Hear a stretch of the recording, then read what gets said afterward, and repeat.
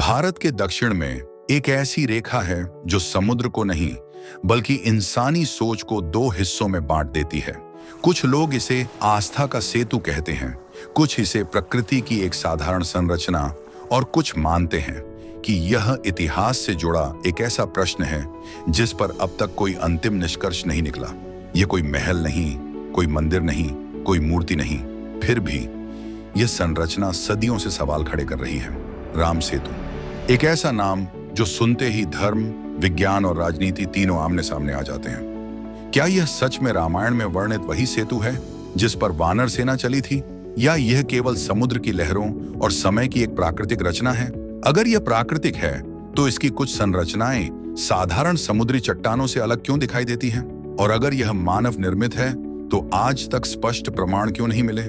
आज की यह यात्रा किसी निष्कर्ष तक नहीं पहुंचेगी, लेकिन जब आप अंत तक पहुंचेंगे तो आपके मन में पहले से कहीं ज्यादा सवाल होंगे, और शायद यही इस कहानी का सबसे बड़ा सत्य है। चलिए अब राम सेतु को धर्म नहीं, विवाद नहीं, बल्कि तथ्यों, सवालों और रहस्यों के साथ समझते हैं। रामायण एक ऐसा ग्रंथ जो सिर्फ धार्मिक कथा नहीं, भारत की सांस्कृतिक स्मृति है। वाल्मीकि रामायण के अनुसार जब माता सीता को लंका में बंदी बना लिया गया तो भगवान राम अपने भाई लक्ष्मण और वानर सेना के साथ दक्षिण दिशा की ओर बढ़े। समस्या साफ थी, सामने अथाह समुद्र और पार लंका।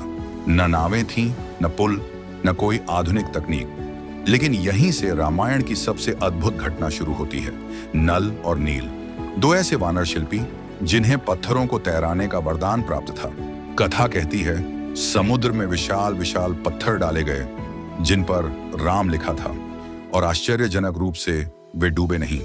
दिन रात हजारों वानरों ने मिलकर एक सेतु का निर्माण किया, राम सेतु। लगभग 100 योजन लंबा सेतु जो भारत के तट और लंका को जोड़ता था। यह सेतु केवल पत्थरों का ढांचा नहीं था, यह विश्वास, अनुशासन और उद्देश्य का प्रतीक था। लेकिन यहीं पर एक सवाल जन्म लेता है, क्या यह सिर्फ एक पौराणिक वर्णन है, या फिर रामायण ने किसी वास्तविक संरचना को काव्यात्मक रूप में दर्ज किया? क्योंकि रामायण केवल एक ग्रंथ नहीं, यह उस काल का सामाजिक और भौगोलिक दस्तावेज भी है। और दिलचस्प बात यह है, रामायण के अलावा भी कई प्राचीन ग्रंथ एक समुद्री सेतु का उल्लेख करते हैं। बौद्ध ग्रंथ, जैन साहित्य, यहाँ तक कि ग्रीक और अरब यात्रियों के विवरणों में भी भारत और लंका के बीच एक उथला पथरीला मार्ग दर्ज है। तो सवाल और गहरा हो जाता है, क्या रामायण ने किसी वास्तविक भू संरचना को कथा में बदला, या फिर इतिहास ने कथा को नजरअंदाज कर दिया? इसका उत्तर हमें मिलेगा न उपदेशों में, न आस्थाओं में, बल्कि उपग्रह चित्रों, वैज्ञानिक रिपोर्ट्स और सरकारी फाइलों में। और यहीं से राम सेतु की कहानी एक नई दिशा लेती है। साल 2002 अचानक दुनिया भर के मीडिया में एक तस्वीर वायरल होती है। यह तस्वीर जमीन से नहीं, अंतरिक्ष से ली गई थी। नासा के उपग्रह चित्र। इन तस्वीरों में भारत के रामेश्वरम तट से श्रीलंका के मन्नार द्वीप तक एक साफ, सीधी, पत्थरीली श्रृंखला दिखाई देती है। लगभग 48 किलोमीटर लंबी, नीले समुद्र के बीच एक हल्की रंग की रेखा, जिसे आज हम एडम्स ब्रिज या राम सेतु के नाम से जानते हैं। पहली नजर में यह किसी प्राकृतिक चट्टान जैसी लगती है, लेकिन जब वैज्ञानिकों ने इन तस्वीरों को झूम किया तो कुछ बातें सामान्य नहीं लगी। समुद्र के बीच लगातार उथले हिस्से, एक जैसी दूरी पर पड़ी पथरीली संरचनाएं। ऐसा लगता है जैसे किसी ने जानबूझकर एक मार्ग बनाया हो। यहीं से बहस शुरू होती है। कुछ भूवैज्ञानिक कहते हैं ये एक नेचुरल चेन ऑफ शोल्स है, समुद्री धाराओं और टेक्टोनिक गतिविधियों का परिणाम। लेकिन कुछ शोधकर्ताओं का मानना है अगर यह प्राकृतिक है तो इसकी लगभग सीधी रेखा में मौजूदगी कैसे समझाई जाए? और सबसे बड़ा सवाल, अगर यह सिर्फ प्राकृतिक संरचना है तो सदियों पुराने ग्रंथ इसी स्थान पर एक सेतु का वर्णन कैसे करते हैं? नासा ने खुद इस बहस पर एक स्पष्टीकरण जारी किया। नासा का कहना था, These images do not prove the existence of a man-made bridge। लेकिन ध्यान देने वाली बात यह थी, नासा ने यह भी नहीं कहा कि यह संरचना पूरी तरह प्राकृतिक है। उन्होंने केवल इतना कहा कि उपग्रह चित्र निर्माण का प्रमाण नहीं देते। यानी नासा ने न पुष्टि की न खंडन। और यही राम सेतु की कहानी का सबसे दिलचस्प पहलू है, क्योंकि जब अंतरिक्ष से कोई संरचना साफ दिखाई देती है लेकिन उसका इतिहास जमीन पर स्पष्ट रहता है तो सवाल और गहरे हो जाते हैं। और यह बहस केवल मीडिया तक सीमित नहीं रही। भारत सरकार की फाइलों में भी राम सेतु का नाम एक अलग ही रूप में दर्ज होने लगा, जहां विज्ञान, आस्था और विकास परियोजनाएं एक दूसरे से टकराने लगीं।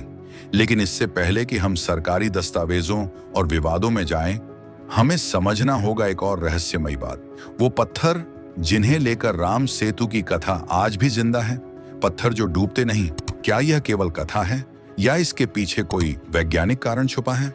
अगले अध्याय में हम बात करेंगे फ्लोटिंग स्टोन्स की, पत्थर जो तैरते हैं और सवाल जो डूबते नहीं। रामायण में एक प्रसंग आता है जब वानर सेना समुद्र पर सेतु बना रही थी। कथा कहती है कुछ पत्थरों पर राम लिखा गया और वे पानी पर तैरने लगे। सदियों तक इस कहानी को आस्था माना गया, लेकिन सवाल यह है, क्या पत्थर वाकई तैर सकते हैं या यह केवल एक प्रतीकात्मक कथा थी? आज भी रामेश्वरम और सेतु क्षेत्र में कुछ पत्थर पाए जाते हैं जो देखने में सामान्य पत्थरों जैसे हैं, लेकिन पानी में डालते ही डूबते नहीं। इन्हें लोग फ्लोटिंग स्टोन कहते हैं। वैज्ञानिक दृष्टि से यह बात असंभव नहीं है। कुछ प्रकार की चट्टानें जैसे पुम्स स्टोन ज्वालामुखीय गतिविधि से बनती हैं। इनमें हवा से भरे सूक्ष्म छिद्र होते हैं। यही कारण है कि इनका घनत्व पानी से कम हो जाता है और ये तैरने लगती हैं। अब सवाल उठता है, क्या राम सेतु क्षेत्र में ऐसी चट्टानें प्राकृतिक रूप से मिल सकती हैं?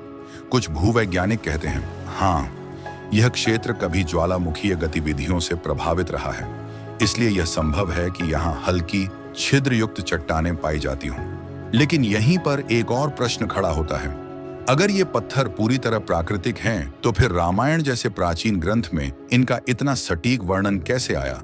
और सिर्फ तैरने का ही नहीं, बल्कि सेतु निर्माण का, एक संगठित संरचना, एक दिशा, एक उद्देश्य। कुछ शोधकर्ताओं का मानना है रामायण सिर्फ एक धार्मिक ग्रंथ नहीं, बल्कि एक इतिहास स्मृति है, जहां वास्तविक घटनाएं काव्य और प्रतीकों में सहेज दी गईं। जैसे राम लिखा पत्थर शायद धार्मिक चमत्कार नहीं, बल्कि एक तकनीक, एक पहचान चिन्ह या एक सांकेतिक भाषा हो सकती है। लेकिन मुख्य धारा का विज्ञान आज भी इस विचार से सहमत नहीं है। वैज्ञानिक कहते हैं, जब तक सीधा, ठोस, पुरातात्विक प्रमाण न मिले, तब तक इसे इतिहास नहीं कहा जा सकता। यानी आस्था कहती है यह हुआ था, विज्ञान कहता है यह सिद्ध होना चाहिए, और राम सेतु इन्हीं दोनों के बीच खड़ा है। लेकिन कहानी यहीं खत्म नहीं होती, क्योंकि राम सेतु सिर्फ एक धार्मिक या वैज्ञानिक विषय नहीं बना, ये एक राजनीतिक मुद्दा भी बना। एक ऐसा मुद्दा जहां विकास, पर्यावरण और आस्था आमने सामने आ खड़े हुए, और इसी टकराव से जन्म लिया सेतु समुद्रम परियोजना का, एक ऐसा प्रोजेक्ट जिसने राम सेतु को राष्ट्रीय बहस के केंद्र में ला दिया। अगले अध्याय में हम जानेंगे सेतु समुद्रम परियोजना क्या थी, राम सेतु को क्यों काटा जाना था और क्यों पूरा देश इसके विरोध में खड़ा हो गया। साल था 1955। भारत आजाद हो चुका था और देश तेज विकास की राह पर आगे बढ़ना चाहता था। सरकार के सामने एक बड़ी समस्या थी, भारत के पूर्वी और पश्चिमी तट के बीच समुद्री व्यापार। श्रीलंका को घूमकर जाना पड़ता था, इससे समय भी लगता था, ईंधन भी और लागत भी। समाधान सामने था, पाक स्ट्रेट। अगर इस संकरे समुद्री हिस्से में एक नेविगेशन चैनल बना दिया जाए तो बड़े जहाज सीधे आ जा सकते थे। यही विचार बाद में जाना गया सेतु समुद्रम परियोजना के नाम से। कागजों पर यह परियोजना सिर्फ एक इंजीनियरिंग समाधान थी, लेकिन जमीन पर यह एक संवेदनशील प्रश्न बन गई, क्योंकि जिस क्षेत्र से चैनल निकालना था वहीं स्थित था राम सेतु। सरकारी रिपोर्ट्स कहती थीं, राम सेतु पूरी तरह प्राकृतिक संरचना है, रेत, चूना, पत्थर और समुद्री जमाव से बना हुआ, और इसलिए इसे काटा जा सकता है। लेकिन जैसे ही यह बात सार्वजनिक हुई, पूरा देश दो हिस्सों में बंट गया। एक ओर थे विकास के समर्थक, उनका तर्क था यह परियोजना भारत की अर्थव्यवस्था को मजबूत करेगी, श्रीलंका का चक्कर खत्म होगा, बंदरगाहों की क्षमता बढ़ेगी और हजारों लोगों को रोजगार मिलेगा। दूसरी ओर थे आस्था और विरासत के रक्षक, उनका कहना था राम सेतु सिर्फ पत्थरों का ढांचा नहीं, यह रामायण से जुड़ी एक जीवित स्मृति है। अगर इसे काटा गया तो यह सिर्फ संरचना का नहीं, आस्था का भी विनाश होगा।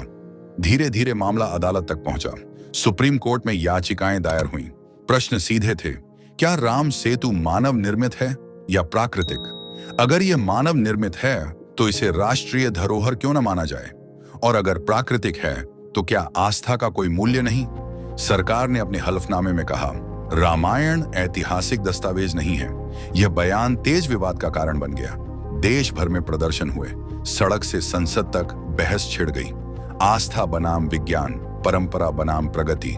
लेकिन इस शोर के बीच एक तीसरा पक्ष भी था, प्रकृति।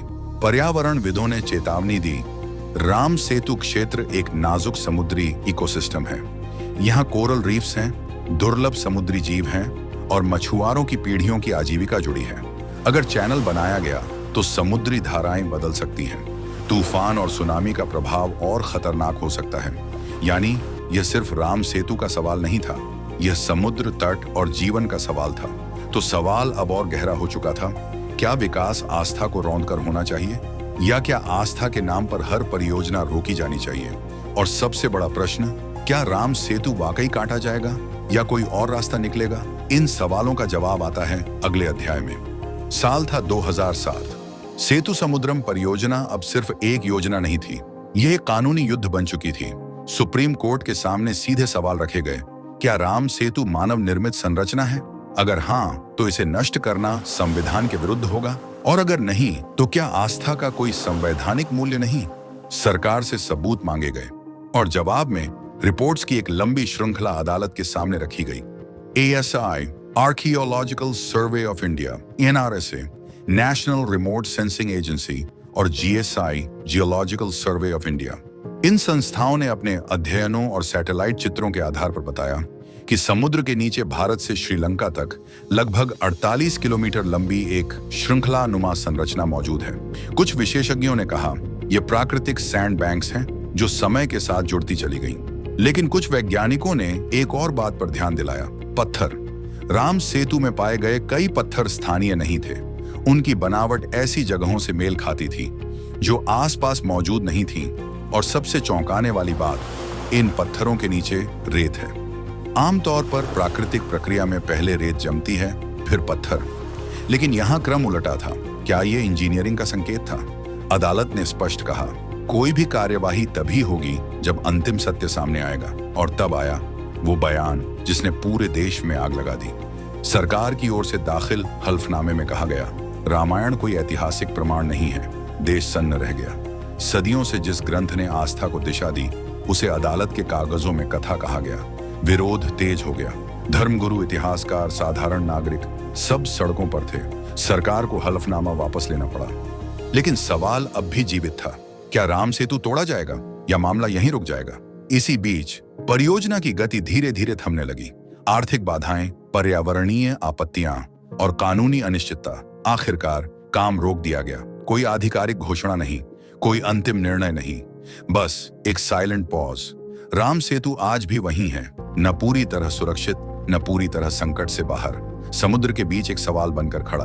तो क्या यह आस्था की जीत थी या विज्ञान की हार, या शायद यह समय था जब मानव को एक कदम पीछे हटकर सोचना चाहिए था? लेकिन कहानी अभी समाप्त नहीं हुई, क्योंकि अब बात सिर्फ अदालत की नहीं, बल्कि विज्ञान की नई खोजों की है। 21वीं सदी। अब सत्य खोजने के लिए गोताखोरों की नहीं, उपग्रहों की जरूरत थी। नासा की सैटेलाइट इमेजरी, इसरो के हाई रेजोल्यूशन स्कैन्स। समुद्र की सतह के ऊपर से जो दिखा वह सिर्फ पानी नहीं था, नीचे एक लगातार चलती हुई संरचना, कहीं चौड़ी कहीं संकरी, लेकिन टूटी नहीं। वैज्ञानिकों ने इसे नाम दिया एडम्स ब्रिज। लेकिन यह नाम सिर्फ एक पहचान थी, उत्तर नहीं। रिमोट सेंसिंग डेटा से पता चला इस संरचना के नीचे लाइमस्टोन ब्लॉक्स हैं, उनके ऊपर कोरल और सैंड की परतें। डेटिंग ने संकेत दिए, कुछ हिस्से 7000 साल पुराने, कुछ 15000 साल तक के, और यहीं से नई बहस शुरू हुई। अगर यह प्राकृतिक है तो इतनी सीधी अलाइनमेंट क्यों? और अगर यह मानव निर्मित है तो इतनी प्राचीन तकनीक कैसे संभव थी? मरीन जियोलॉजिस्ट ने कहा, समुद्र स्तर हिमयुग के बाद तेजी से बढ़ा। जिस भूमि पर यह संरचनाएं थीं, वह डूब गई। लेकिन सवाल फिर वही, क्या यह केवल डूबी हुई जमीन थी, या किसी ने समुद्र को चुनौती देकर एक मार्ग बनाया था? कुछ वैज्ञानिकों ने अंडर वाटर सैंपलिंग की। नीचे मिले पत्थर जो स्थानीय जियोलॉजी से मेल नहीं खाते, और ब्लॉक्स ऐसे रखे गए जैसे कोई भार संभालने के लिए डिजाइन किया गया हो।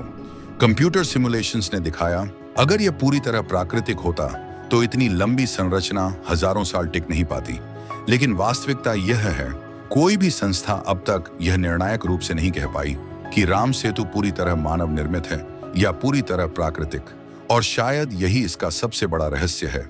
विज्ञान आधे रास्ते तक पहुंचा, आस्था पूरे रास्ते पर खड़ी है, और राम सेतु इन दोनों के बीच आज भी मौन खड़ा है। पर कहानी का अंत अभी नहीं, क्योंकि अब सवाल सिर्फ निर्माण का नहीं, उद्देश्य का है। अगर यह बना तो क्यों, और अगर यह प्राकृतिक है तो फिर रामायण ने इसे सेतु क्यों कहा? रामायण केवल एक युद्ध कथा नहीं है, यह एक सिविलाइजेशनल मेमोरी है। एक ऐसा ग्रंथ जो इतिहास नहीं लिखता बल्कि याद दिलाता है। जब वाल्मीकि रामायण राम सेतु का वर्णन करती है, वह केवल पत्थरों की बात नहीं करती, वह कहती है समुद्र पर मार्ग बनाया गया। ध्यान दीजिए, दीवार नहीं, सेतु। सेतु का अर्थ है जोड़ना, दो तटों को नहीं, दो अवस्थाओं को। एक ओर असंभव, दूसरी ओर विश्वास। रामायण बताती है यह सेतु वानर सेना ने बनाया, लेकिन वानर केवल एक जाति नहीं थे।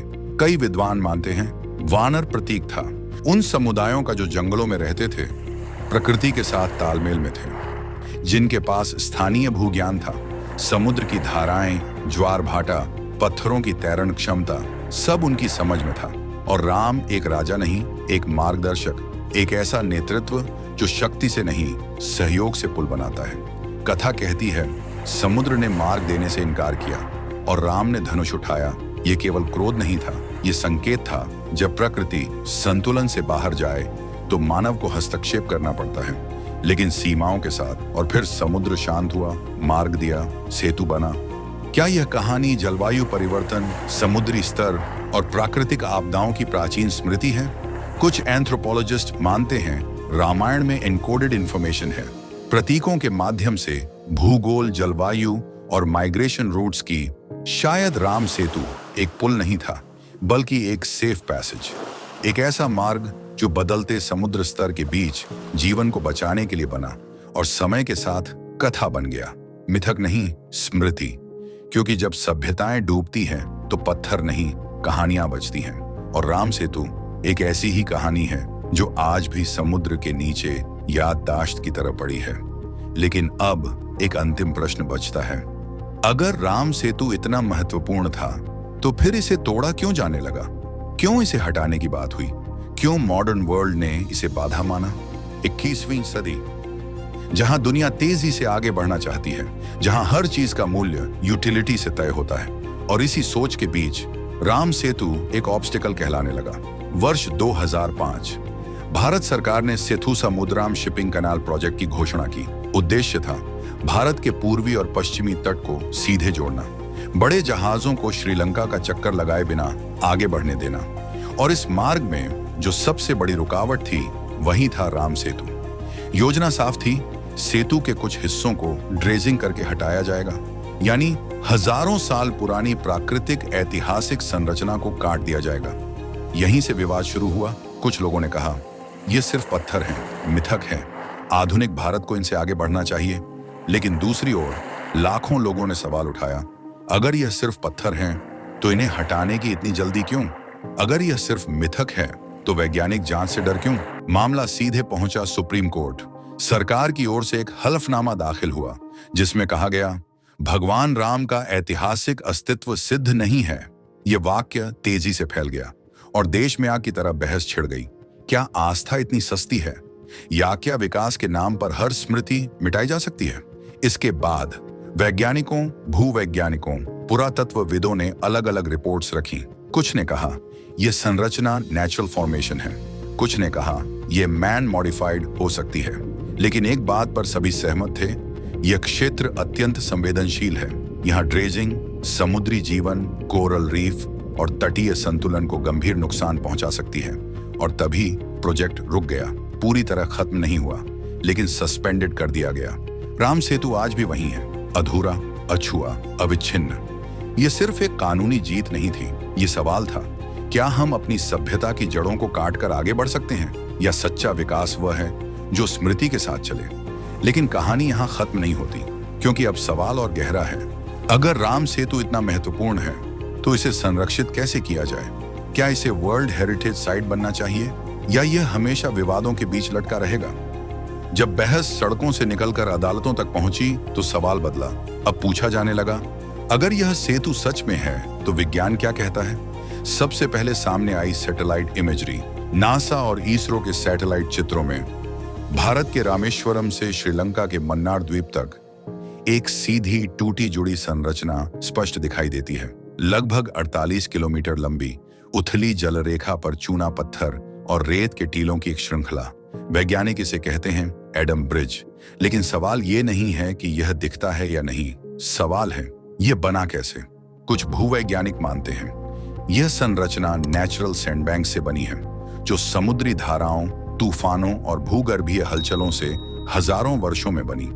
लेकिन कई शोधकर्ता इस तर्क पर रुक जाते हैं। अगर यह पूरी तरह प्राकृतिक है तो इतनी सीधी रेखा में इतनी लंबी संरचना कैसे बनी? और सबसे महत्वपूर्ण, इसके ऊपर पाए गए पत्थर जो आसपास की समुद्री चट्टानों से अलग हैं। कुछ स्थानों पर रेत के नीचे बड़े बड़े पत्थर मानो जानबूझकर रखे गए हों। यहीं से उठता है मैन मॉडिफाइड थ्योरी, यानी प्राकृतिक ढांचे पर मानव हस्तक्षेप। कुछ वैज्ञानिक कहते हैं हो सकता है किसी प्राचीन सभ्यता ने प्राकृतिक सैंडबैंक्स को मजबूत किया हो या उन्हें जोड़कर आवागमन योग्य बनाया हो। लेकिन फिर आता है सबसे कठिन प्रश्न, कब? रेडियो कार्बन डेटिंग यहाँ सीमित है, क्योंकि पत्थर कार्बन डेटिंग के लिए उपयुक्त नहीं होते। फिर भी आसपास के क्षेत्रों में मिले मानव गतिविधि के संकेत 8000 से 10,000 साल पुराने हैं। यानी अगर राम सेतु मानव संशोधित है तो यह इतिहास की किताबों से कहीं पुराना है। और तभी विज्ञान एक अजीब स्थिति में फंस जाता है। वह इसे पूरी तरह नकार नहीं सकता और पूरी तरह साबित भी नहीं कर सकता। यही कारण है राम सेतु आज भी एक एनोमली है, एक ऐसा प्रश्न जिसका उत्तर सिर्फ आंकड़ों में नहीं, अनुभव में भी है। लेकिन अंतिम सवाल अभी बाकी है। अगर राम सेतु वास्तव में अस्तित्व में है तो इसका भविष्य क्या है? क्या यह हमारी अगली पीढ़ियों के लिए बचेगा या विवादों, उपेक्षा और समय की लहरों में खो जाएगा? राम सेतु यह केवल पत्थरों की एक पंक्ति नहीं, यह केवल मानचित्रों पर खींची हुई एक रेखा भी नहीं, और यह सिर्फ एक धार्मिक प्रतीक भर भी नहीं है। राम सेतु एक ऐसा प्रश्न है जो विज्ञान से पूछा जाए तो आंकड़ों में उलझ जाता है और आस्था से पूछा जाए तो अनुभूति बन जाता है। इतिहास कहता है हमारे पास लिखित प्रमाण सीमित हैं। विज्ञान कहता है हमारे पास उपग्रह चित्र हैं, भूवैज्ञानिक तर्क हैं, पर अंतिम सत्य नहीं। और रामायण कहती है यह सेतु कर्तव्य, विश्वास और संकल्प से बना था। तीनों की भाषा अलग है, लेकिन विषय एक ही, मानव और प्रकृति का संबंध। हो सकता है यह सेतु पूरी तरह प्राकृतिक हो सकता है इसे मानव ने प्रकृति के साथ मिलकर आकार दिया हो, या हो सकता है सत्य इन दोनों के बीच कहीं हो। लेकिन एक बात स्पष्ट है, राम सेतु आज भी मौजूद है, हजारों वर्षों के बाद भी लहरों के बीच खामोशी से खड़ा, न खुद को साबित करता हुआ, न खुद को नकारता हुआ, बस अपनी उपस्थिति दर्ज कराता हुआ। शायद कुछ धरोहरें सिर्फ प्रमाण के लिए नहीं होती, वे पीढ़ियों को जोड़ने के लिए होती हैं। जहां विज्ञान हमें समझना सिखाता है और आस्था हमें झुकना। राम सेतु इन दोनों के बीच एक पुल है, और शायद इसीलिए ये सेतु आज भी टूटा नहीं, क्योंकि इसे केवल पत्थरों ने नहीं, विश्वास ने जोड़ा है। अगर आपको यह यात्रा सोचने पर मजबूर कर गई तो इसे साझा कीजिए। और अगर आप मानते हैं कि कुछ सत्य सिर्फ देखे नहीं, महसूस किए जाते हैं, तो इंडियन सीक्रेट आर्काइव्स को सब्सक्राइब करें, क्योंकि अगली यात्रा इतिहास की किताबों से नहीं, रहस्यों की परतों से होकर जाएगी।